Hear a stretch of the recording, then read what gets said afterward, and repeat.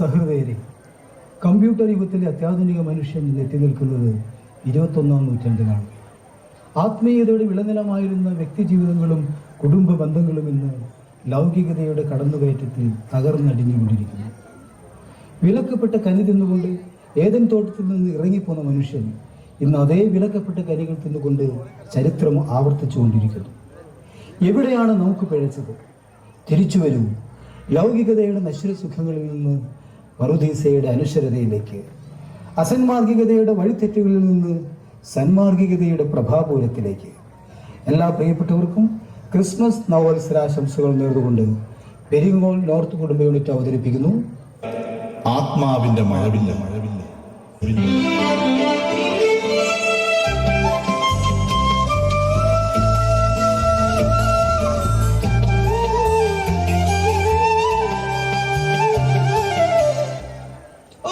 ഈ പത്രക്കാരന്റെ ഒരു കാര്യം എത്ര തവണ പറഞ്ഞിട്ടുള്ളതാ ഇങ്ങനെ വലിച്ചെറിഞ്ഞിട്ട് പോകരുതെന്ന്. എന്നാലും ഇങ്ങനെ ഇടും. മോളെ, എടി ജിൻസി മോളെ, ഇനി വന്നേ. എന്നാ മമ്മി? ഞാൻ ഈ കോട്ടൊന്ന് അയൺ ചെയ്യുമായിരുന്നു. നീ ഇത്ര പെട്ടെന്ന് പോകാൻ ഇറങ്ങിയോ? എന്തോ മെഡിക്കൽ എമർജൻസി ഉണ്ടെന്ന്. 8 മണിക്ക് ഹോസ്പിറ്റലിൽ എത്തണമെന്ന് ഇപ്പൊ വിളിച്ചു പറഞ്ഞു. ദേ ഇങ്ങോട്ട് നോക്കേ, നിന്റെ ഫോട്ടോ പത്രത്തില്. ഓ, ഇതാണോ? ഇതാ കമ്മ്യൂണിറ്റി ഹെൽത്ത് പ്രോഗ്രാമിന്റെ ഇനാഗുറേഷൻ സെറമണിയാ. ഞാൻ മാത്രമല്ലല്ലോ, എല്ലാരും കൂടി അല്ലേ. മമ്മി എന്നാ ഈ തുറച്ചു നോക്കുന്നേ? നിനക്ക് പറ്റിയ ഡോക്ടർ ചെക്കന്മാര് വല്ലതും ഉണ്ടോന്ന് നോക്കിയതാ. ഓ പിന്നെ, എന്റെ ചെറുക്കനെ ഞാൻ തന്നെ കണ്ടുപിടിച്ചോളാം. മമ്മി പപ്പ അതൊന്നും ഓർത്ത് ബുദ്ധിമുട്ടുണ്ടോ? അയ്യോ, കല്യാണാലോചനയും കൊണ്ടിരുന്ന സമയം പോവും. ഞാൻ പോയിട്ട് വരാം മമ്മി.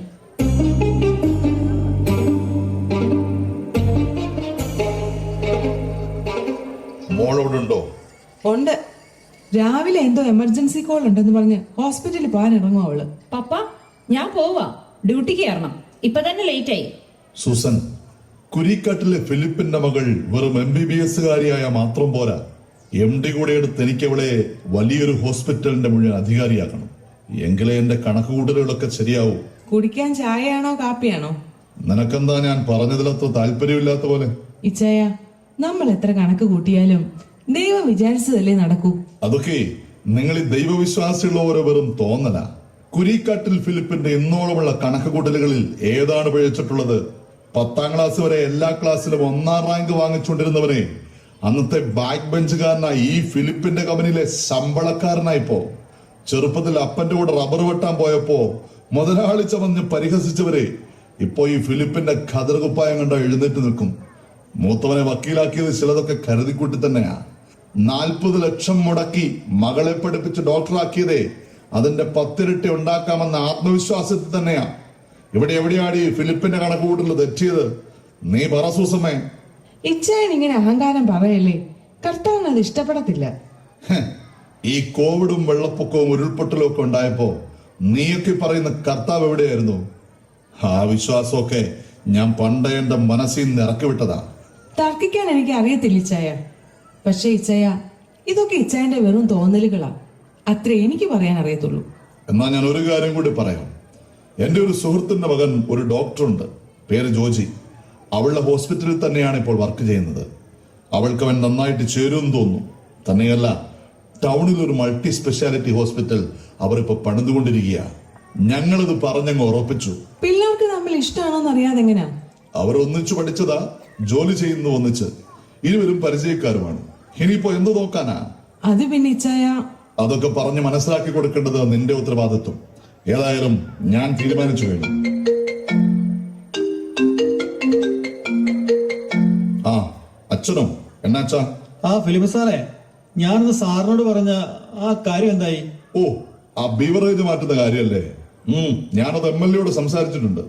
സാറേ, പിള്ളേര് സ്ത്രീകളൊക്കെ പോകുന്ന വഴിയല്ലേ. ഇന്നലെയും കൂടെ സ്കൂൾ പിള്ളേരുടെ അടുത്ത് ആരോ മോശമായി പെരുമാറി എന്നൊക്കെ കംപ്ലൈന്റ് വന്നു. ഞാനും കൂടി വരാം സാറേ.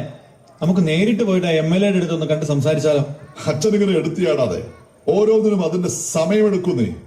പിന്നെ ഇവിടെ നാട്ടുകാരുടെ കാര്യം നോക്കാൻ ഞങ്ങളൊക്കെ ഇല്ലേ അച്ഛോ?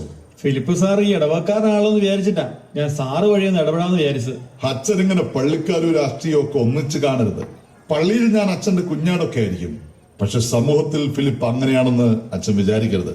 ഇനിയുള്ള കാര്യം അങ്ങോട്ട് പറയാം. ആ ബാർ നടത്തുന്നത് ഞാനും കൂടി ഷെയർ ഇട്ടിട്ടാ. അതിനെ അവിടെ നിന്ന് മാറ്റണമെങ്കിലും ഞാൻ വിചാരിക്കണം. അച്ഛൻ എന്നാ ചെയ്യാൻ പറ്റുന്നെന്ന് വെച്ച് ചെയ്തു.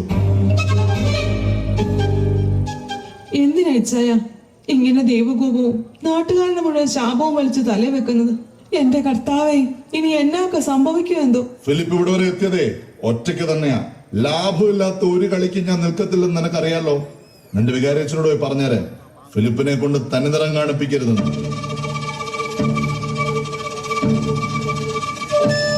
എന്റെ ഈശോയെ, എന്റെ ഫിലിപ്പച്ചായന്റെ മനസ്സൊന്ന് നീ മാറ്റണേ. എന്തെങ്കിലും ആ പള്ളിയിലൊന്ന് കയറാൻ തോന്നിയാ മതിയായിരുന്നു. അതിനിനി എന്റെ ജീവൻ കൊടുത്തിട്ടാണെങ്കിലും വേണ്ടുവല്ല. അത് മാത്രം എന്റെ പ്രാർത്ഥന.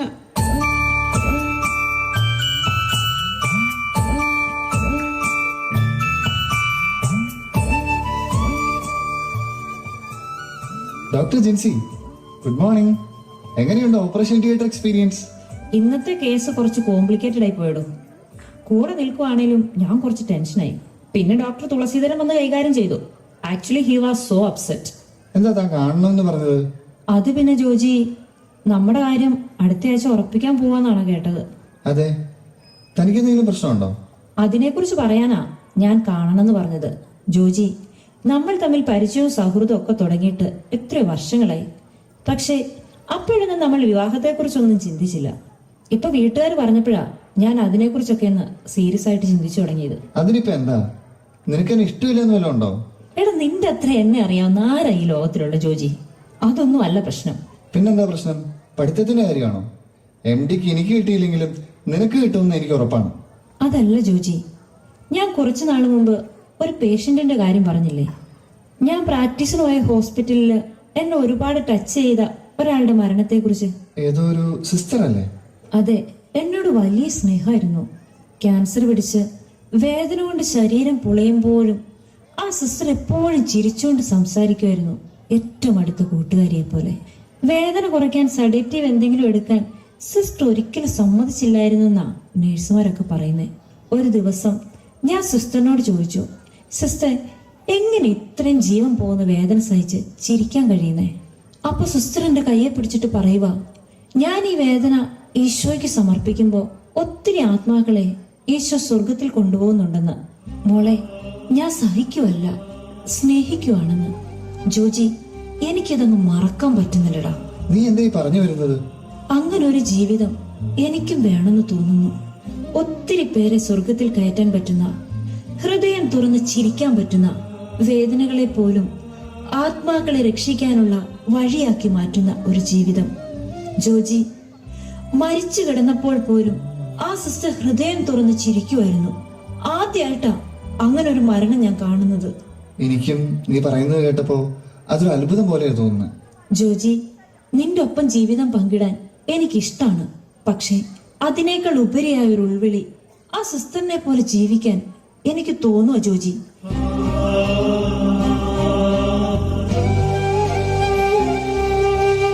ഇതൊരു തോന്നൽ മാത്രമാണോന്നറിയാൻ ഞാൻ ഒരുപാട് പ്രാർത്ഥിച്ചു നോക്കി. എന്നാൽ അതല്ല. കാരണം അത് ഓരോ ദിവസവും എന്റെ ഉള്ളിലിരുന്ന് ശക്തിപ്പെട്ടുകൊണ്ടിരിക്കുക.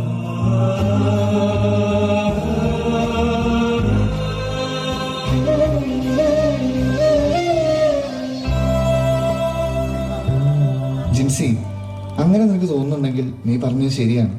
പക്ഷെ നിന്റെ പപ്പ? ജോജി, എന്റെ പപ്പയേക്കാൾ എനിക്ക് നിന്നെ വിശ്വാസമാണ്. നീ എന്റെ കൂടെ ഉണ്ടാവണം. ഇത്രയും പറഞ്ഞിട്ടും ഞാൻ നിന്നെ മനസ്സിലാക്കിയില്ലെങ്കിൽ പിന്നെ നമ്മുടെ സൗഹൃദത്തിന് എന്ത് വിലയാടോ ഉള്ളത്? താൻ ധൈര്യമായി പൊക്കോ, തന്റെ ആഗ്രഹം നടക്കും. അതിന് ഞാൻ കൂടെ ഉണ്ടാവും എന്നും. ദേ, ഇതെന്റെ വാക്കാ. പിന്നെ ഇനി എനിക്ക് ജിൻസിയല്ല, സിസ്റ്റർ ജിൻസിയാണ്. കൺഗ്രാചുലേഷൻസ് കേട്ടോ. Thank you so much. ഇതെന്റെ കൂടെ നിൽക്കുന്നതിനല്ല, ഫോർ അണ്ടർസ്റ്റാൻഡിങ് മീ.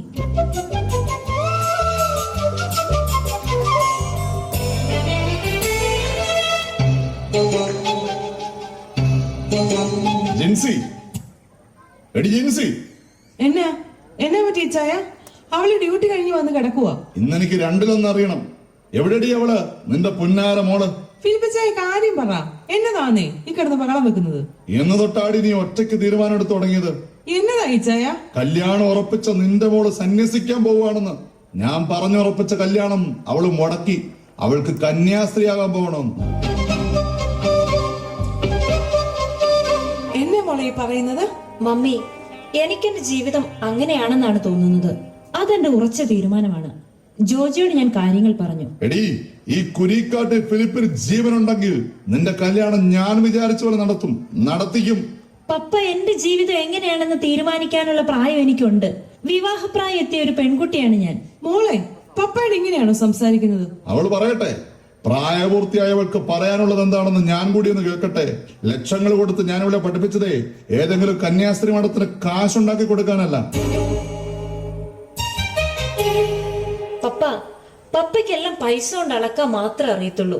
ഈ ലോകത്ത് പൈസ കൊണ്ട് വാങ്ങാൻ പറ്റാത്ത ഒരുപാട് കാര്യങ്ങളുണ്ട്. അതിലൊന്നാണ് ഈ ആത്മസംതൃപ്തി എന്നൊക്കെ പറയുന്നത്. അത് പ്രതിഫലം ആഗ്രഹിക്കാതെ നന്മ ചെയ്യുമ്പോൾ മാത്രം കിട്ടുന്നതാ പപ്പ. ലാഭം നോക്കി മാത്രം ജീവിക്കുന്ന പപ്പയ്ക്ക് അതൊന്നും ഒരിക്കലും മനസ്സിലാത്തില്ല പപ്പ. എനിക്ക് ഏറ്റവും അധികം സന്തോഷം തരുന്നതേ ഒരു സന്യാസിനിയായി ജീവിതം മുഴുവൻ മറ്റുള്ളവർക്ക് വേണ്ടി മാറ്റിവെക്കുമ്പോഴാണെന്ന് തിരിച്ചറിഞ്ഞിട്ട് തന്നെയാണ് ഞാൻ ഈ ജീവിതം തിരഞ്ഞെടുത്തത്. ഈ ഫിലിപ്പ് ജീവനോടെ ഇരിക്കുമ്പോ നിന്നെ ഞാൻ അതിന് സമ്മതിക്കത്തില്ല.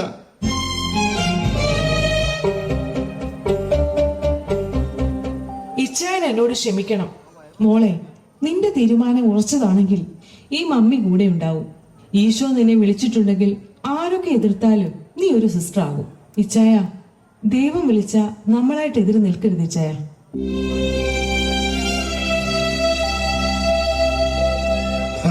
അപ്പൊ ഫിലിപ്പിനെ തോപ്പിക്കാൻ എല്ലാരും കൂടെ ഒരുമിച്ചിറങ്ങിയേക്കും അല്ലേ? ഫിലിപ്പ് സാറേ, ഇത് ജയത്തിന്റെയും തോൽവിയുടെയും ഒന്നും കാര്യമല്ല. ജിൻസിക്ക് അങ്ങനെ ഒരു ബോധ്യം ഉണ്ടെങ്കിൽ അവൾ ആ ജീവിതം തിരഞ്ഞെടുക്കട്ടെ. അതിന് നമ്മൾ തടയിട്ടാ അത് വലിയ ദുരന്തമാവുകയുള്ളൂ. എന്നാ ഇവിടെ വെച്ച് ഫിലിപ്പ് ഒരു കാര്യം കൂടി അങ്ങ് പറയുക. ഇനി ഫിലിപ്പിന് ഇങ്ങനെ ഒരു മോളില്ല. നീ മരിച്ചുപോയെന്ന് ഞാൻ വിശ്വസിച്ചോളാം. കൊണ്ടുപോയിക്കോ എങ്ങോട്ടാന്ന് വെച്ചാ. നീ കുരിക്കാട്ട് തറവാടിന്റെ പടി ചവിട്ടാൻ നീ വന്നേക്കരുത്. അതിന് ഞാൻ ചത്തുമലച്ച് കിടന്നാ പോലും.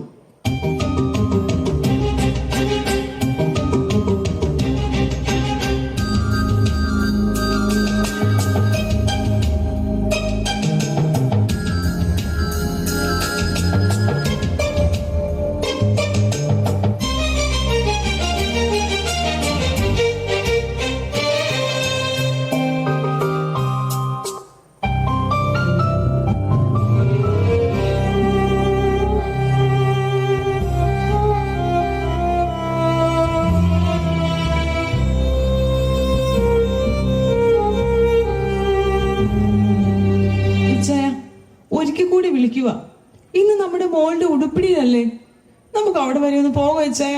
കുരിക്കാട്ടിൽ ഫിലിപ്പിന് ഒറ്റ വാക്കും ഒറ്റ അപ്പനമേ ഉള്ളൂ എന്ന് സൂസമ്മയ്ക്ക് ഞാൻ പറഞ്ഞു തരണ്ടല്ലോ.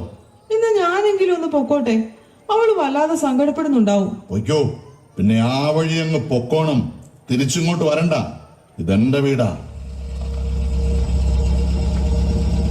അപ്പൊ നീ പോകാനുള്ള വണ്ടി വരെ തയ്യാറാക്കിയിട്ടാ ഈ നാടകം കളിക്കുന്നല്ലേ?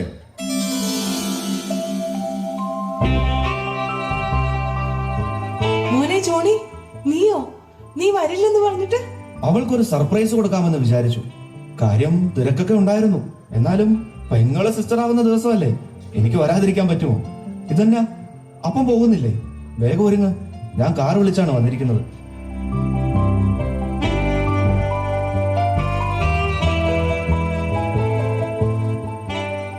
മോനെ, ഞാൻ എത്ര പറഞ്ഞിട്ട് ഇച്ചായൻ കേൾക്കുന്നില്ല. എന്നാ മമ്മി ആ കാറിന് വെക്കോളൂ. ഞാൻ പപ്പയെ കൂട്ടിക്കൊണ്ട് ഇവിടുത്തെ കാറിന് വന്നോളാം. എനിക്കൊന്ന് ഫ്രഷ് ആവുകയും വേണം. ആദ്യം തന്നെ ആരെയും കണ്ടില്ലെങ്കിൽ അവള് വല്ലാതെ വിഷമിക്കും. മോമെല്ലാം കഴിച്ചോ? അതൊക്കെ ഞാൻ നോക്കിക്കോളാം. ഇപ്പൊ മമ്മി ചെല്ല്.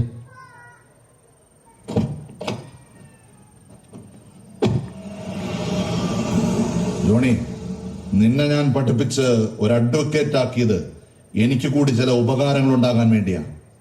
ഇപ്പൊ ഞാൻ ഒരു കാര്യം അങ്ങോട്ട് പറയുക. നീ ഒരു കേസ് ഫയൽ ചെയ്യണം. കേസോ? എന്ത് കേസ്? ആ കന്യാസ്ത്രീ മഠത്തിനും അച്ഛനുമെതിരെ എന്റെ കൊച്ചിനെ തട്ടിക്കൊണ്ടുപോയതിന് ഒരു ഹേബിയസ് കോർപ്പസ്. അപ്പൻ ഇങ്ങനെ വെറും ഒരു രാഷ്ട്രീയക്കാരനാവാതെ. ഇത് ജയവും തോൽവിയും ഒന്നും അല്ലപ്പ. അവളുടെ ജീവിതം അവള് തിരഞ്ഞെടുത്തു. അവൾ പറഞ്ഞ സിസ്റ്റർ ഉണ്ടല്ലോ, ഞങ്ങൾ ഒന്നിച്ച് ലോ കോളേജിൽ പഠിച്ചതാ. ഞങ്ങളുടെ 1ാം റാങ്കുകാരിയാ സിസ്റ്റർ കാതറിൻ. വക്കീലായിട്ട് അവൾ വാദിച്ചതൊക്കെ പാവങ്ങൾക്ക് വേണ്ടിയായിരുന്നു. ആ എൻഡോസൾഫാൻ ഫാക്ടറിക്കെതിരായി സമരം ചെയ്തവരുടെ കൂട്ടത്തില് ഈ സിസ്റ്ററും ഉണ്ടായിരുന്നു. അപകടമാണെന്നറിഞ്ഞിട്ടും ആ പാവങ്ങളെ രക്ഷിക്കാൻ അവസാനം വരെ അവര് പോരാടി. അങ്ങനെ അവർക്ക് ക്യാൻസർ പിടിപെട്ടത്. ഇപ്പോ ആ ഫാക്ടറി പൂട്ടിയിട്ടുണ്ടെങ്കിൽ അതിന്റെ കാരണം ആ സിസ്റ്ററിന്റെ ഒറ്റ കഷ്ടപ്പാടാണ്. ഒരു മീഡിയ അത് റിപ്പോർട്ട് ചെയ്യില്ല. കാരണം അവർക്ക് മുൻപിൽ ഇവരൊക്കെ വെറും പാവപ്പെട്ട കന്യാസ്ത്രീകളാണ്. എന്റെ സ്വപ്നങ്ങളാണ് അവളെ തകർത്ത് കളഞ്ഞത്. ഡോക്ടറാക്കി അവളെ വലിയ ഹോസ്പിറ്റലിലാക്കി ഈ നാട് മുഴുവൻ അറിയുന്ന ആളാക്കി മാറ്റാനാണ് ഞാൻ ആഗ്രഹിച്ചത്. എന്നിട്ട് എന്ത് കിട്ടാനാപ്പാ? ആളുകളുടെ കയ്യിൽ നിന്ന് കഴുത്തിറക്കുന്ന പൈസ വാങ്ങിച്ച് അവരുടെ നിസ്സഹായതയെ ചൂഷണം ചെയ്തുണ്ടാക്കുന്ന പൈസ കൊണ്ട് മനസ്സമാധാനത്തോടെ ഉറങ്ങാൻ പറ്റുമോ അപ്പാ? ഇത്രയും കാലം ഈ രാഷ്ട്രീയത്തിലെ സ്വാധീനം കൊണ്ട് അപ്പനുണ്ടാക്കിയ പൈസ കൊണ്ട് എന്തെങ്കിലും പ്രയോജനം ഉണ്ടായോ അപ്പാ? ഒരു ദിവസമെങ്കിലും അപ്പൻ മനസ്സമാധാനത്തോടെ കിടന്നൊന്ന് ഉറങ്ങിയിട്ടുണ്ടോ? അതൊക്കെ കൊണ്ടാ ഈ നാട് വിട്ട് ഈ വക്കീൽ പണിയും വിട്ട് ഞാൻ പുറത്തു പോയത്. അപ്പം വരുന്നുണ്ടെങ്കിൽ വാ, നമുക്ക് ജിൻസി മോളുടെ അടുത്ത് പോവാം.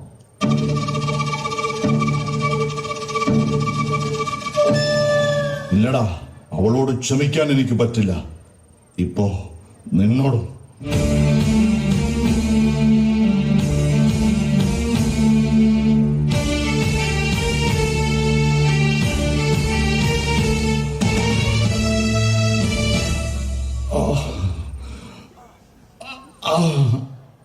അപ്പാ അപ്പാ അപ്പ അപ്പ എന്ത് പറ്റിയപ്പാ? നമുക്ക് ഹോസ്പിറ്റലിൽ പോവാം.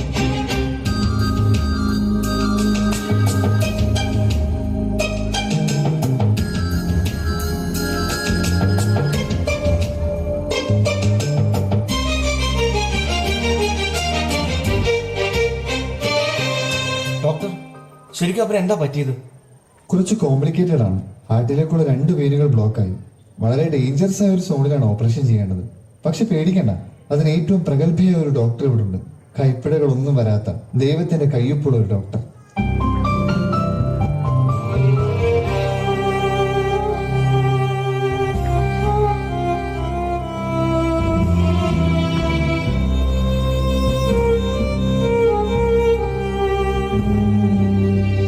പപ്പാ, എങ്ങനെയുണ്ട് ഇപ്പോൾ? വേദന കുറവുണ്ടോ? എന്നെ ഒന്ന് എഴുന്നേൽപ്പിച്ചിരുത്തുവോ?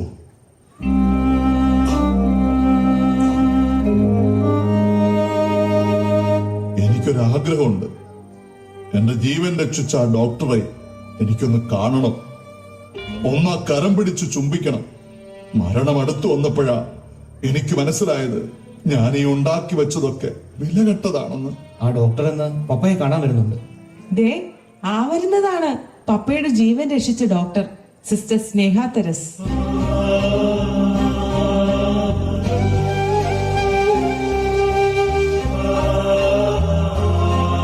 സിസ്റ്റർ, ഒരുപാട് നന്ദി എന്റെ ജീവൻ രക്ഷിച്ചതിന്. ഇതെന്റെ ജിൻസി മോളല്ലേ? മോളെ, ഫിലിപ്പച്ചായ, എന്തുമാത്രം എടുത്തതാ എന്റെ മോളെ. എന്നിട്ട് ഇച്ചായന്റെ ജീവൻ രക്ഷിക്കാൻ ഒടുവിൽ എന്റെ മോളെ തന്നെ ഈശോ അയച്ചത് കണ്ടോ? ഈ ഉടുപ്പ് ഇട്ട് പപ്പയുടെ അനുഗ്രഹം വാങ്ങാൻ വരണമെന്ന് ഞാൻ ഒരുപാട് ആഗ്രഹിച്ചതാണ്. ഇന്നത് സാധിച്ചു. എന്റെ ഈശോയ്ക്ക് ഒരുപാട് നന്ദി. കാശ് കൂടിയപ്പോ അപ്പന്റെ കണ്ണ് മറഞ്ഞുപോയി. മോളെ, എന്നോട് ക്ഷമിക്ക. അതൊന്നും സാരമില്ലോ അപ്പ. എനിക്ക് കുറച്ച് നേരത്തെ ദൈവവിളി കിട്ടി. എന്റെ അപ്പന് ഇപ്പഴാ കിട്ടിയേ, അത്രേ ഉള്ളൂ. ഇപ്പൊ എനിക്ക് സന്തോഷമായി. കാരണം ഏറ്റവും വലിയ ധനികനാണ് ഇപ്പൊ എന്റെ മോളെ ഞാൻ കൊടുത്തേക്കുന്നത്. എന്നാ ആ ധനികന്റെ പേര് ഇച്ചായനെന്ന് പറഞ്ഞേ, എല്ലാരും കേക്കട്ടെ. എനിക്ക് ആയുസ് നീട്ടിത്തന്ന ഒരവസരം കൂടി ജീവിതത്തിൽ തന്ന എന്റെ കർത്താവ് ഈശോ മിശിഹ.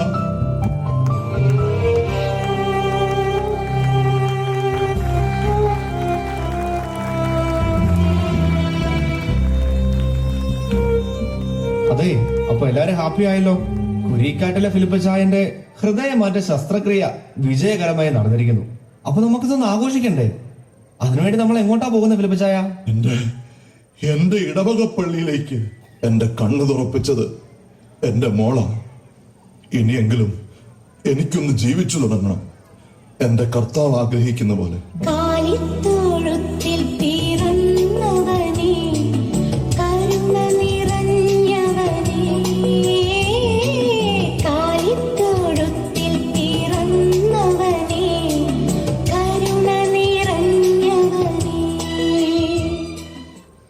തൻ്റെ തെറ്റുകളും കുറ്റങ്ങളും ദൈവത്തിനു മുമ്പാകെ ഏറ്റുപറഞ്ഞ് ഒരു നല്ല മനുഷ്യനായി തീർന്ന ഫിലിപ്പച്ചായൻ കുടുംബസമേതം വൈകിട്ട് പള്ളിയിലെത്തിച്ചേർന്നപ്പോൾ കുടുംബ യൂണിറ്റുകളുടെ ക്രിസ്മസ് നൈറ്റ് പ്രോഗ്രാം നടക്കുകയായിരുന്നു.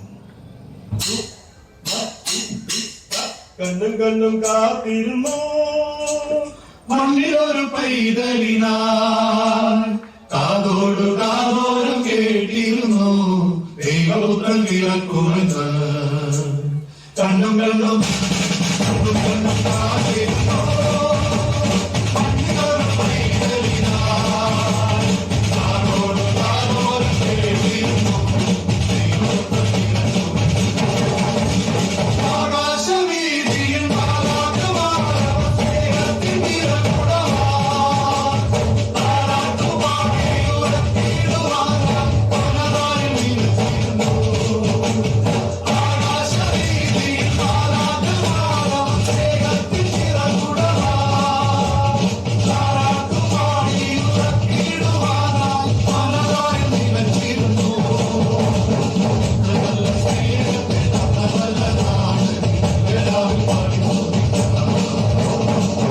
നല്ല സ്നേഹത്തെ തന്ന നല്ല നാഥനെ മെല്ലെ രാവിൽ പാടി സ്തുതിക്കാം.